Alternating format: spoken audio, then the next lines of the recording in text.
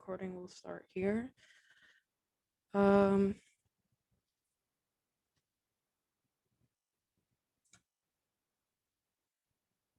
do you think? We ready?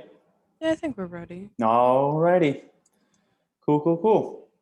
Well, welcome everybody to the 2021 MICA Budget meeting. Yeah, we're just going to jump right into it with introductions. We'll go ahead and start off with SVA and GSE, and then transition to any admin and faculty or staff that would like to jump in as well. Just, go do the normal thing with like your name, your pronouns, and I guess your position. So I'll start it off. My name is Cole. I use he, him pronouns, and I am the SVA Student Life Vice President. And I'm going to popcorn it over to Sophia. Hi, everyone. My name is Sophia Maldonado Feliciano. I use she, her pronouns, and I'm the SVA President. And I'll throw it to Danielle. Go ahead. Hi, I'm Danielle. I use she, her pronouns. I'm the Academics Affairs Membership Chair, and I'll pass it to Chloe. Hi, I'm Chloe. I'm the Student Life Chair, and I use she, her pronouns, and I will toss it to Ashton. Hey, I'm Ashton, they, them pronouns. I'm the Chief of Staff, and I'll pass it to Julia. Hi, I'm Julia. I use she, they pronouns, and I am a GSC officer, and I'm going to pass it to Sam. Hi, I'm Sam, she, her pronouns, GSC officer, and I'm gonna pass it to Chloe. Have you gone? Oh, dang. Oh, Allison is there. Okay, Allison. Hi, Oh, there you are. Okay. Allison. Yeah, I use she, her pronouns, and I'm the communications director at SVA. Yeah, I'll pass it to Andy. Did Andy? Yeah, hi, I'm back. Sorry, my internet kicked me out for a second. Hi, I'm Andy. I'm the Academic Affairs Secretary. I use he, him pronouns. And I was kicked out. I don't think who didn't go. Did Vaughn? Hey, I'm Vaughn. They, them, their pronouns, and I'm a GSC officer. Is that it? Everybody? Sure, maybe now we'll switch it over to some admin and faculty. Carol, do you want to introduce yourself? Hi, everyone. My name is Carol Martinez Doan. I use they, them, theirs pronoun, and I'm the director for the Center for Student Engagement and the staff advisor for SBA. I pass it to Mike. Just after I put a piece of clementine in my mouth. Thanks, Carol. Appreciate you so much. Hey, everybody. Mike Patterson, he, him, his pronouns, Vice President of Student Affairs. It's lovely to see you all late on a Friday. And I'll hand over to Susie. Hi, I'm Susie Brandt, and I teach in the fiber department and in first year experience. And I'm a member of the Student Affairs Committee of the faculty, and I use she, her pronouns.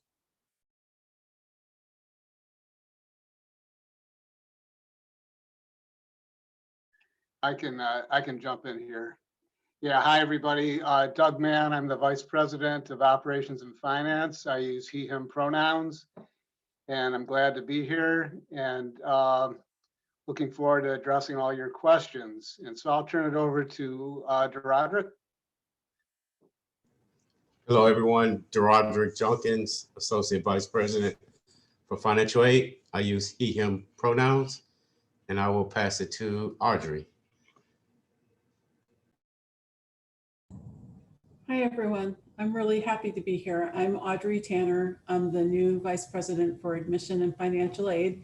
I've been here since mid-September, and I'm just like really looking forward to the time when we can be on campus and get to meet each other in person again. But in the meantime, I'm happy to meet everyone via Zoom and happy to be here to help field any questions.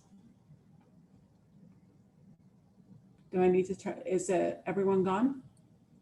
I think so. Does anybody want to jump in and say anything? Or introduce, I mean? Okay. Going once, twice. All right. Well, yeah, so thanks again to everybody for being here. It's good to see everybody's faces and appreciate everybody taking the time. Especially want to say thank you to Doug and Mike. Appreciate y'all. So with that being said, Doug, do you want to just go ahead and we'll get rolling? Sure. Yeah, happy to do that, Cole. And so I'll address these questions one at a time, and then I'll ask Roderick to take over on the financial aid related questions, and Audrey as well may want to chime in on some of that.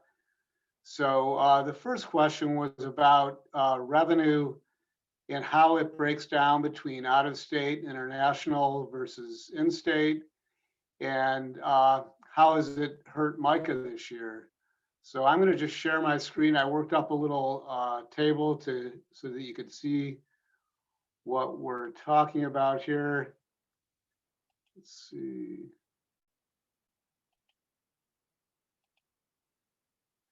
Okay, so there's a lot of numbers here, and so what I'll try and do is just have you focus on a few in particular. So we're looking at fiscal year 20, which was last year, versus the current year, okay? And you see 20 on top, 21 on bottom. And then at the very bottom, it shows you the differences between those 2 years. These are revenues. These are revenues that come into MICA. And as you can see, that includes tuition, housing, and meals. And we've broken it out by in-state, international, and out-of-state. And so if you really just jump to the bottom line, you can see that obviously in 21, there are decreases across the board. And the decreases are the largest among international students or revenues relating to international students. And that's as you would expect, but not far behind are the out-of-state revenues as well. Those are down quite a bit. And so this is the reality that we faced this year. Obviously, we knew we were heading into a difficult year. We weren't sure exactly how difficult it was going to be until we actually hit the fall. And as you may recall, there was a decision in July to go fully online in the fall. And that obviously had implications. We did have a number of students take leaves of absence, a number of freshmen who decided to defer starting. We've had some from both of those groups start in the spring, which was good because obviously we have, somewhat of an on-campus semester, certainly not what a full on-campus experience would be. But anyway, so yeah, this has had huge implications from the standpoint of MICA's budget, and what we've had to take some steps to cut costs to try and keep up with the revenue losses. We certainly did not. We weren't able to cut as much in the way of expenses as we would have needed to make up the entire shortfall. So we did use some what's called working capital, which are built up reserves that the school has that most colleges and universities have for emergencies like what we're experiencing this year, and those monies were used to sort of fill the gap. So why don't I stop there and see if there are any questions? I don't want to go into too much detail because that could get kind of boring, but we're certainly happy to take questions.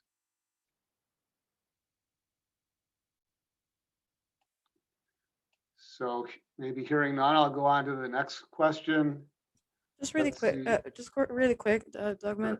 If you would like to remain anonymous, you can either message me, Cole, or any of the SVA members here, and we can answer. And anonymously, we can have your own questions without saying your name or etc. Okay. Thanks, Sophia. So the next question is about COVID-related expenses. So I'm gonna put up another table here, or let's see.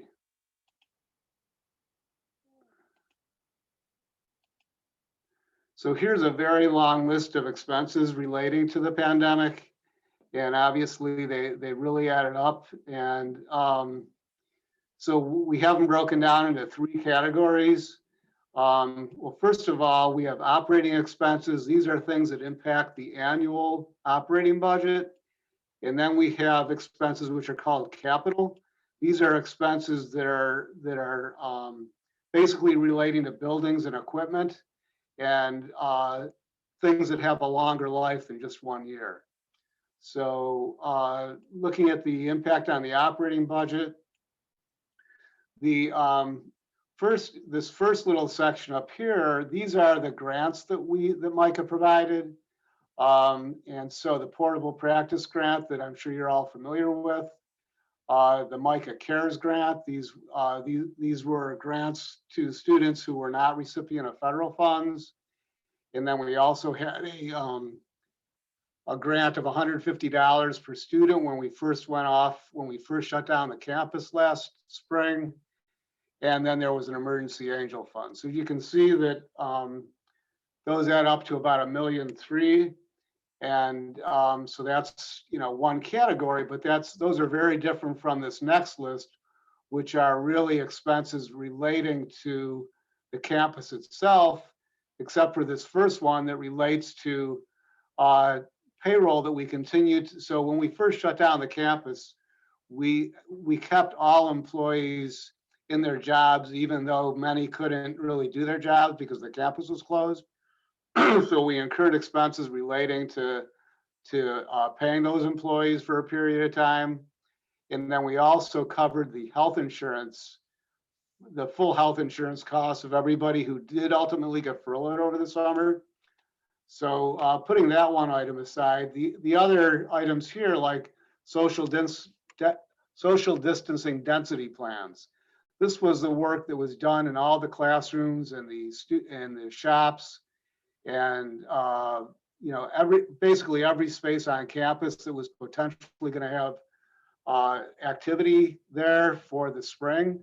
So we had to hire architects to come in and help us lay out the rooms in a way that would meet the social distancing requirements. And then there were expenses certainly for the disinfectant wipes that are all over the campus, things like the masks, the gloves, the welcome kits we provided to people with the thermometers in them. Signage was another big item, for those of you who are on campus, I'm sure you're very familiar with the signage that's everywhere. That is obviously meant to keep people from getting too close together and to maintaining the 6-foot distance. Air purification filters. I think we've been consulting with epidemiologists, and obviously there's a price to that, but they've been extremely helpful, a really valuable investment. The testing program that we have going, that I'm sure you're familiar with, is for the asymptomatic students that are on campus, as well as faculty and staff that need to get tested every week. Software, Zoom software, and other software that we bought relating to the year. So let me just jump down to the capital items. So here, a large one is the temperature scanning devices that are at the front of every building. There was a significant price tag to those, but they were heavily recommended as a health protocol. HVAC, these were improvements we made to our mechanical systems in different buildings to enhance airflow. And then hands-free fixtures was another big item, that we installed around campus so that all the fixtures and all the restrooms would be hands-free. And so you can see the other things down there as well. So I won't go through everything here, but I think this gives you a good flavor of what was involved.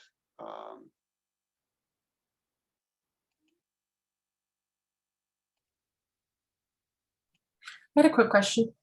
Sure. I noticed that hand fixtures are also in the operating section as well. Yeah. What's the difference between the two? Yeah, so the hand fixtures under capital, these are the actual devices, the stations that are around campus. And then the other item is actually for the hand sanitizer itself. Oh, I see. Okay. And then I also noticed just one thing that was like really surprising is the comparison of the COVID testing actually wasn't as expensive as I would have thought it was. And I'm wondering, that is like the total that we've spent? Well, yeah, no, Julie, I would say that these are expenses through the end of February. Oh, okay. So, Okay. yeah, so there's more coming on that, yeah. Okay. Yep. Yeah, they actually cost, it's about $55 per test. And yeah, so it isn't inexpensive, but it's obviously an important part of the system.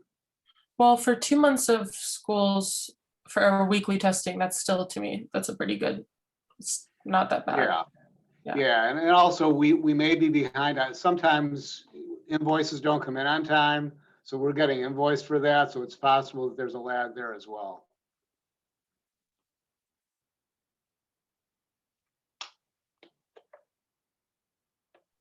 Doug, I have a quick question too. Just kind of thinking out loud, since you said a lot of the numbers are costs like up to February. Does MICA know if there are any expenses that, you know, they've basically covered and won't have to spend much more money on it? Like, is there a way to specify that? Or is all of this like continued expenses? No, I mean, yeah, I understand the question. No, there definitely, many of these are basically at their max now. I mean, for instance, everything under capital, you know, those expenses won't be continuing. And then many of these up here, even in operating, where we won't be needing to buy additional disinfectant wipes for the semester. We've got enough to last us through. Same with masks and gloves. The signage is all set for the semester. And, you know, the hand sanitizer as well. So there are a number of things on here that won't be ongoing and that we've spent as much as we're going to spend this year.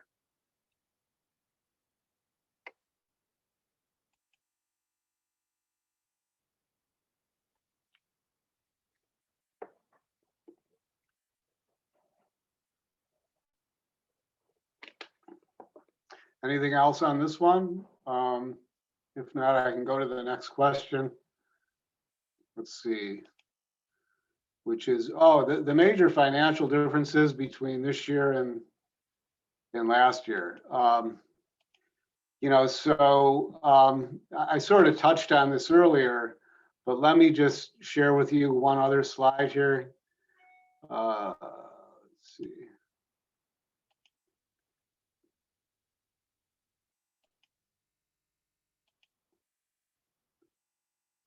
So yeah, I mean, I talked earlier about the impact on revenues, which was obviously huge. And then, you know, so you saw some of the additional operating expenses we incurred relating to COVID. And so what this slide here shows you are some of the cost reduction measures that we took to help offset the shortfall to some degree. And so you can see here, basically these were impacts on salaries as well as non-comp reductions. And so these cover both, this is actually the staff compensation piece. There's also another piece that was relating to faculty, which is just not here. But so you can see, I don't know to what extent people know this, but we did have furloughs over the summer and in the fall. And we did have salary cuts for everybody who was making over $50,000 a year, in addition to 2 weeks of unpaid leave days that applies to everybody. The salary cuts themselves were progressive, so that the the cuts that people took toward the lower end of the scale were much less in percentage terms than the people at the upper end of the scale. So it's kind of like a progressive tax system. So the people who were at the upper end had a much higher percentage cut than the people at the lower end. And again, anybody below 50,000 was protected. And also there were a small number of layoffs. I think it was about 12 people ultimately got laid off. And there were early retirements as well. You know, we offered an incentive for people who were nearing retirement to take an early retirement. And we also froze a lot of the vacant positions. So we didn't put an absolute freeze on hiring, but we froze many of the vacant positions and only filled those that were absolutely essential.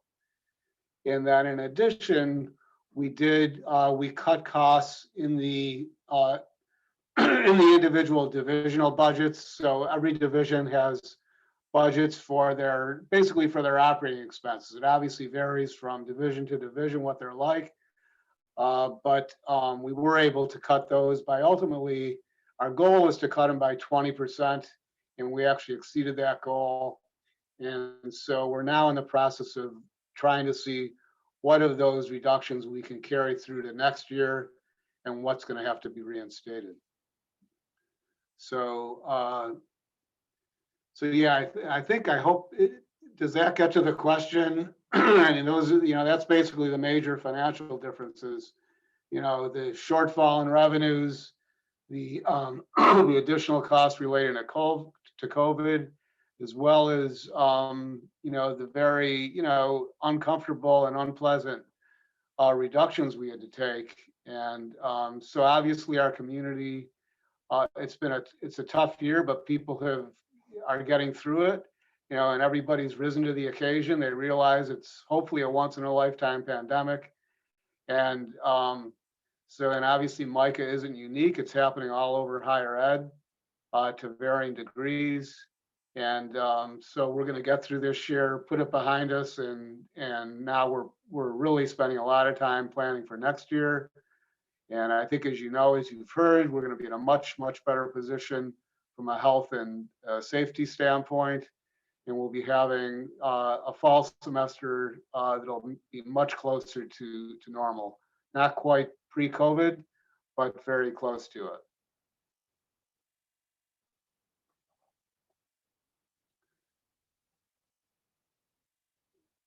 Any questions at all here?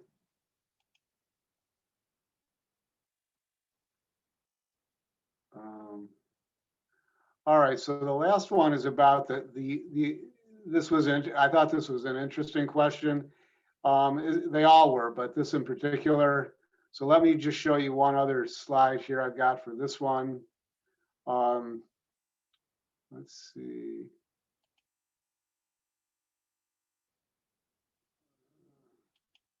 So the question here was about cost per student.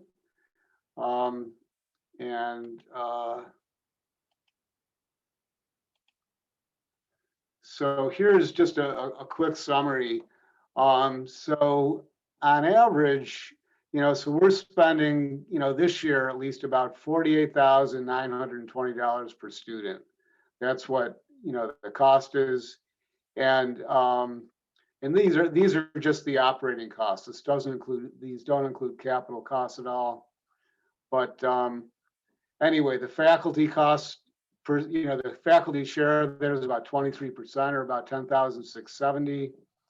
And then of course the staff makes up a higher percentage, and that's just primarily because there are more staff than there are faculty. Obviously, there's about 150 full-time faculty and another 200 plus part-time faculty.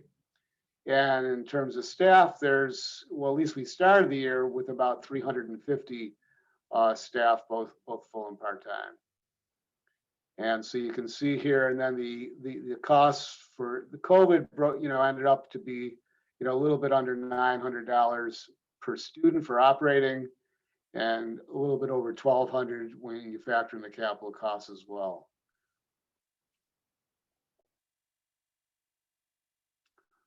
So any other questions on that at all, or if not, I think we can turn it over to Dorodrick to address the financial aid questions.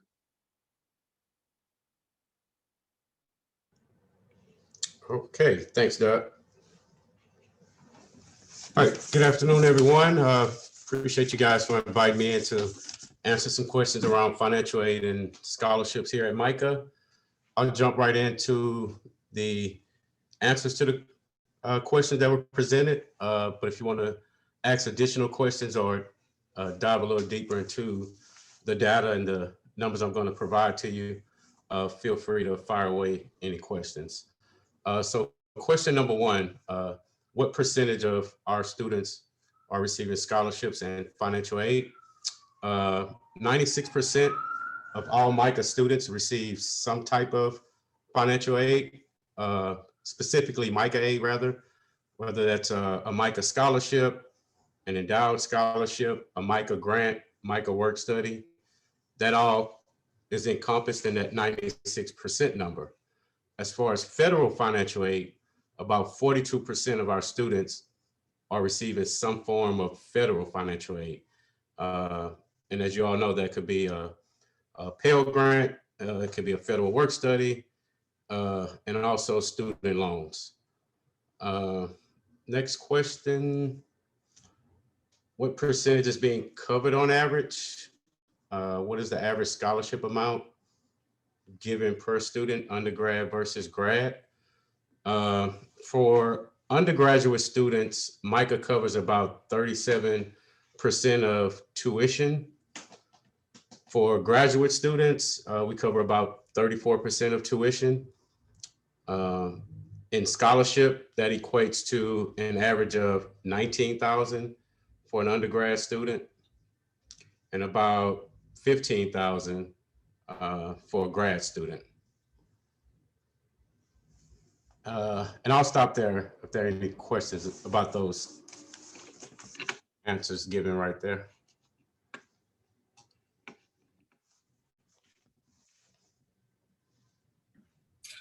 For the sake of the note taking, federal loans, you said 42% of students receive financial aid through FAFSA? Yeah, that's correct. Okay. And that's any type of federal financial aid. So it could be a loan, could be a grant as well. So need-based and non-need-based federal aid.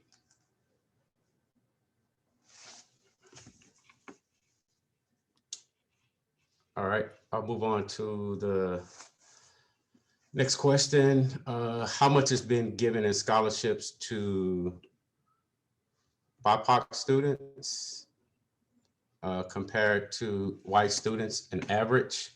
On average, a BIPOC student receives about $3,000 more compared to white students. It's really hard to quantify that data because students self-identify their ethnicity. So as a student, if you list other, or if you list unknown or unspecified, I think that's one, it's kind of hard for us to determine what your ethnicity is. So for example, last school year, we had about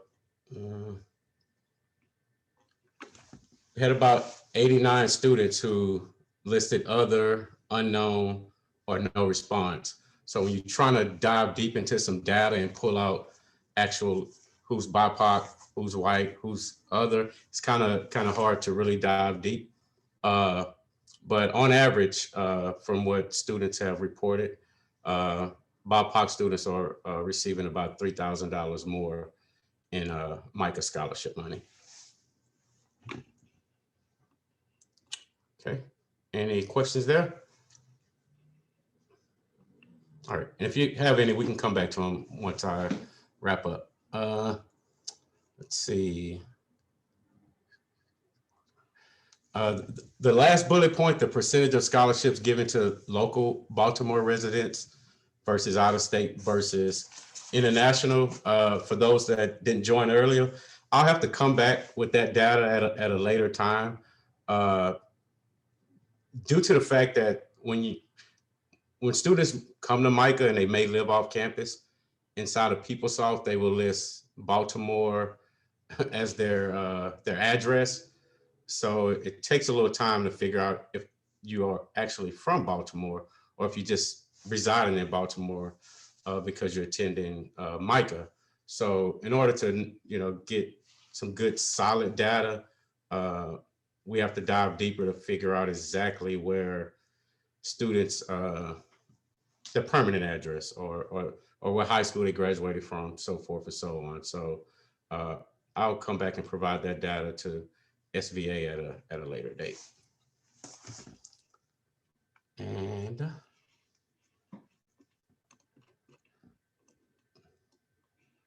I'll open it up for questions.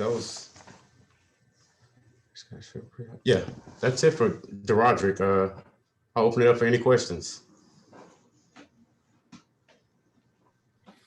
If students wanted to see the average go up for BIPOC students, how would they advocate for that or go about doing that with the financial aid office at MICA? I'll defer to Audrey or Doug. I'll defer to one of you all on that. I think, the scholarship amounts get set at it's a higher level conversation that takes place on how we set scholarships and how we allocate scholarships out to students. Mm-hmm. So I don't think I can provide the answer that you're looking for to that question. I think the short answer is that while the institution is already headed towards trying to identify large-scale donors who will support scholarships for students from BIPOC communities, that is really the need. We need to be able to increase the base of financial aid that's available to award to students, and the way that can be done is really through fundraising.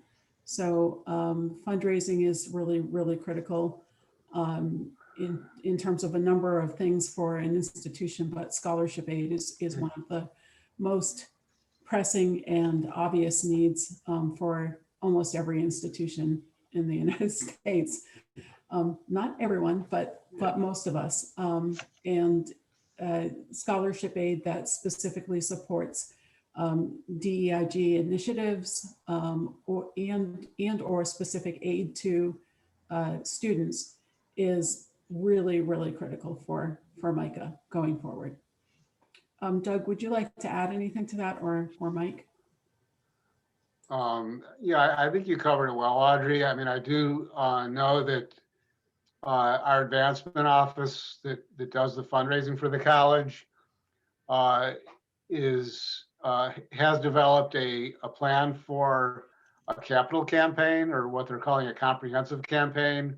And this is a multi-year campaign to raise money for the school in a number of different areas. And as part of that plan, they identify what the priorities are. And this is definitely one of those priorities for this comprehensive campaign that's going to be launched. So it's something that, the senior leadership team is, very focused on. And so I know that our advancement VP, Don Jones, and his team, is definitely placing a high priority on this. And, hopefully we'll see some results in the next few years. I'm confident we will. So I'll just stop there. Thanks, Doug. Thanks, Audrey. I'll share a screen with you guys to show you the commitment that MICA has made over the last few years. So it's rough and dirty chart and data here. So in 16-17, here you have your BIPOC students listed here. And then you show the average discount. That's like the percentage of tuition that your scholarship is covering. But I'll go down into last year, 19-20.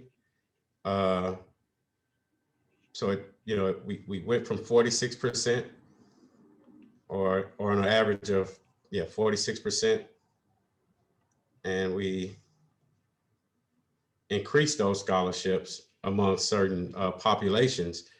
But this kind of shows the commitment that MICA has made through the years in increasing the scholarship for BIPOC students.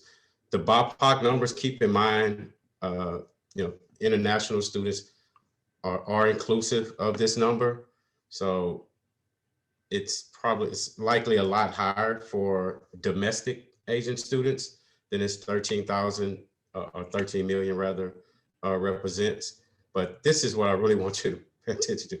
These are all the students who, we probably have to get a phone bank going to call them and say, hey, how do you identify? Well, I think I noticed an issue here is that there is no identification for an Indigenous student. And I think that that's a problem. Because if you're a native Indigenous person to the Baltimore, Maryland area, we should also be focusing on the numbers of how we're giving money back to people whose land we're on.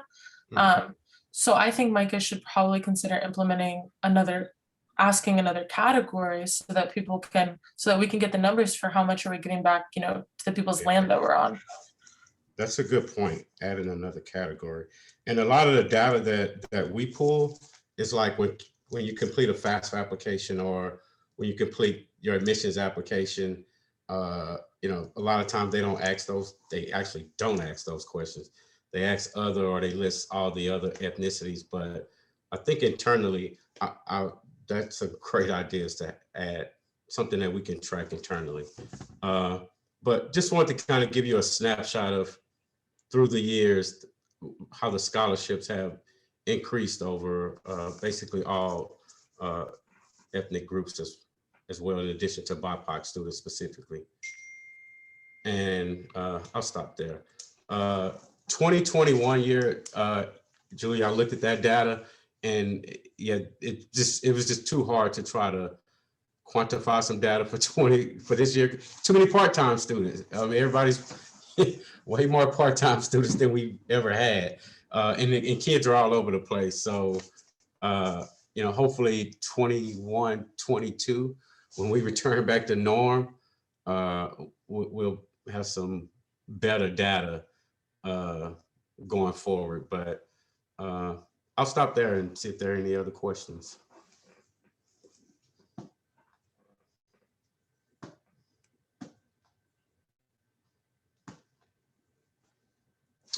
All right.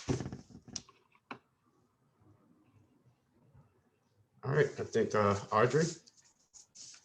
Yeah, the question was, what is the admission rate from students from the pre-college program, and also what is the average scholarship per student?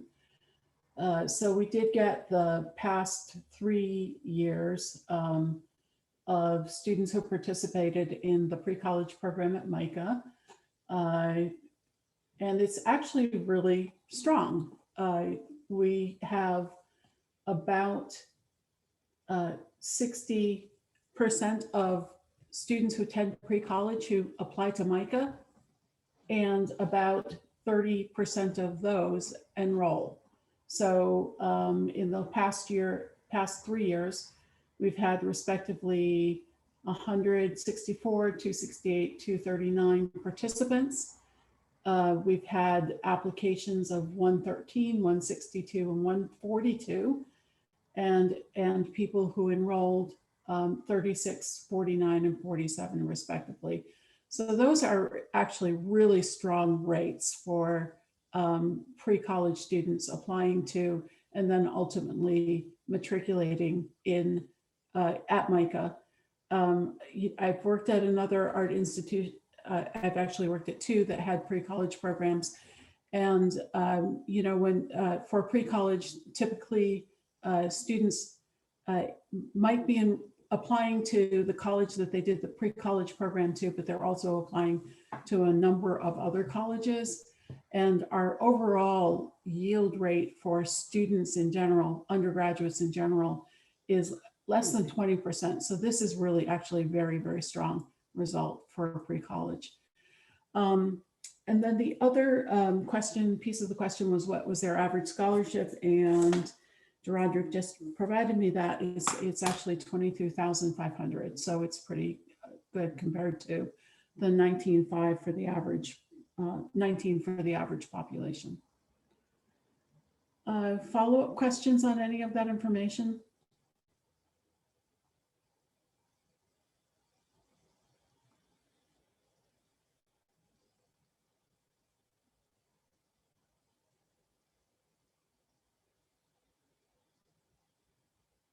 Can I ask a question? I was curious about why there was a focus on pre-college and specific. And is it simply that there's a desire for more students who go through the pre-college program to actually enroll at MICA? Or is there something else that was driving that question? I think it actually came from curiosity to see if it was working. Mm-hmm. I didn't ask it, but I think Dion was the one who asked it. Am I correct? Yeah, I think it was like a curiosity to see, is it working or does it need to do better? And I think the answer obviously shows that we're doing better than other schools. So it's a good sign. Yeah. Thanks for clarifying. I appreciate that.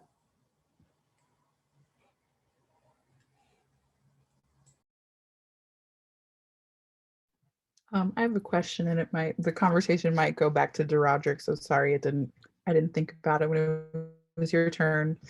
But I'm wondering if you could tell us anything about what's the amount or what's the percentage of financial aid and scholarships that goes to like local students, like people from Baltimore who go to MICA? And I guess what kind of financial aid's available to them or how much? I don't have that right offhand. I can speak to,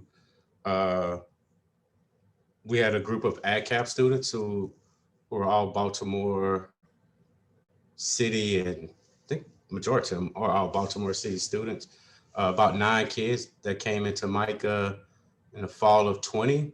And we were fortunate enough to provide all 9 of those students with full scholarships at MICA. Those kids were committed to the AdCap program from sophomore all the way through their matriculation into MICA. And it's a pretty intense program. I don't know if you guys are familiar with it, where they, every Saturday for 3 years, they spend an entire day at MICA. So we got 9 kids, and the program, I think it has about 20 or 30 kids, but 9 of them committed to MICA, and we were able to provide them with full scholarships.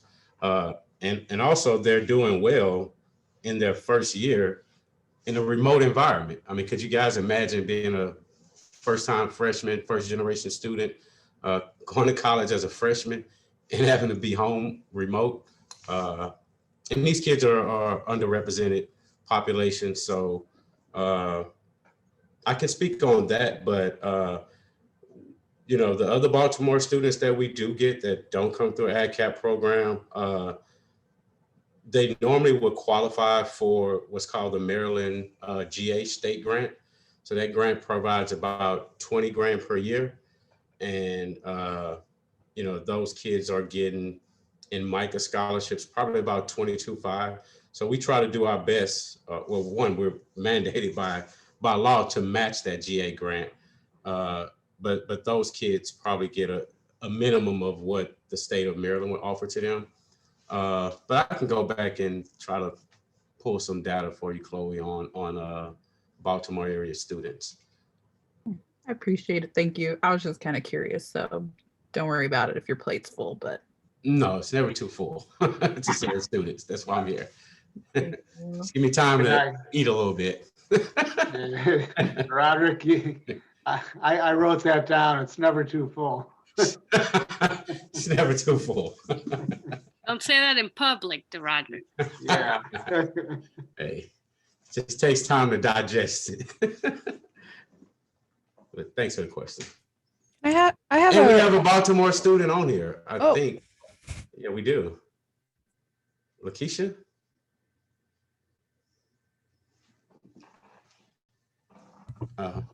Yeah, I am a Baltimore student.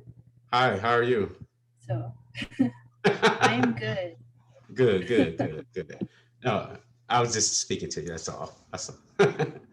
But yeah, Lakeisha's one of the you two, one of our stars that local Baltimore student.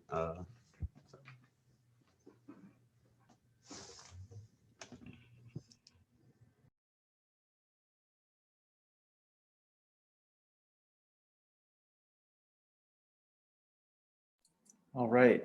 Thanks, Mike, for putting that in the chat. Yes, thank you. Appreciate that. I didn't know that actually. I just have a really quick question. Yeah.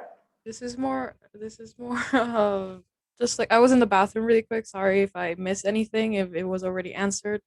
My question is like, what is MICA trying? How is MICA trying to get like students, like especially BIPOC, to like attend after like pre-college in a way? Like, what are they trying to do? I don't know how to explain it really well. Sorry if I sorry if I don't explain that very well, but what is MICA trying to like do for like to get other BIPOC students to after pre-college for like if they financially cannot support themselves to like attend MICA, or like if maybe their parents are not really supporting themselves and to go to MICA, like how is MICA trying to help that student to attend MICA if they really want to? Like, I don't know if I should.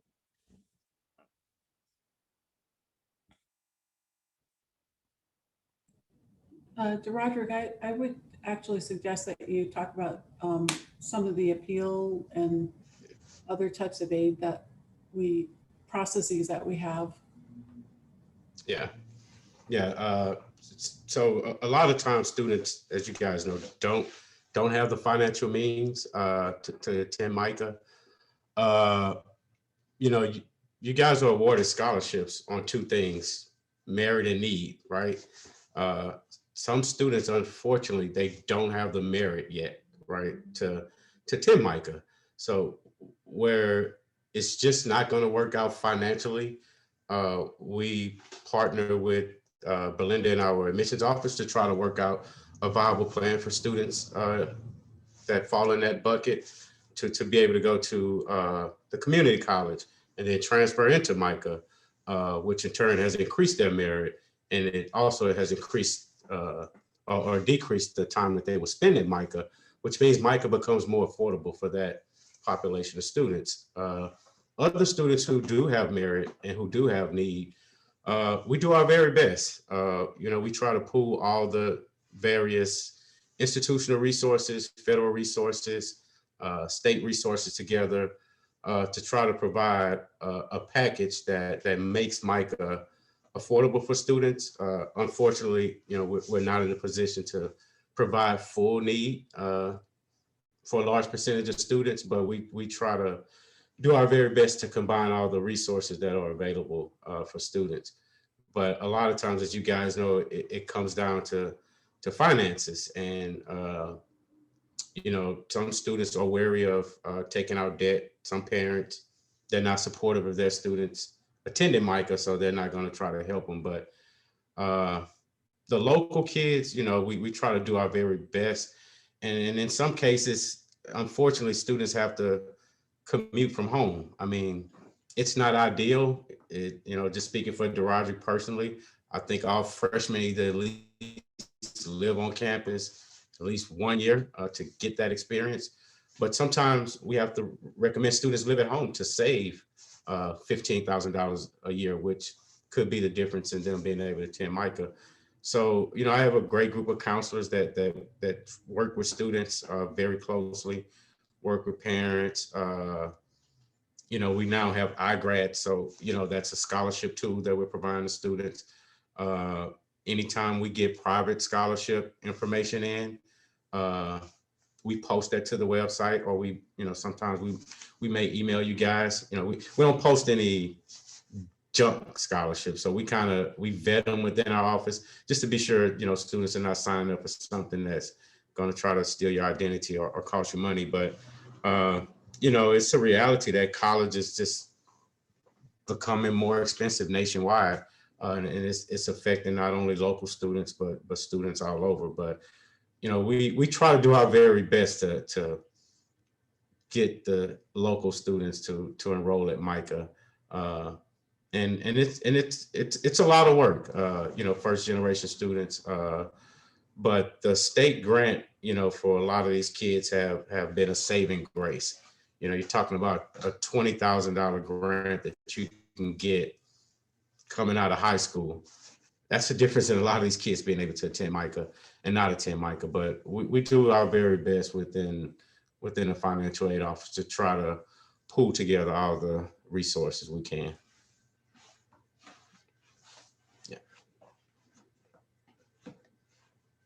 Thank you. Appreciate that. Appreciate all of these very in-depth and considerate responses, and appreciate y'all taking the time to gather this information and present it like you did. It's just really appreciate that. Got about 4 minutes or so until about 5 o'clock. So at this point, I guess I'm going to go ahead and close it. If anybody has any closing remarks that they'd like to say before we leave, I just want to go ahead and say thank you again to everybody, to Roderick, to Audrey, to Doug, man, and Mike Patterson, and everybody else, SVA, GSC people. Thank you so much. Thank you, guys. Yeah. Thank you.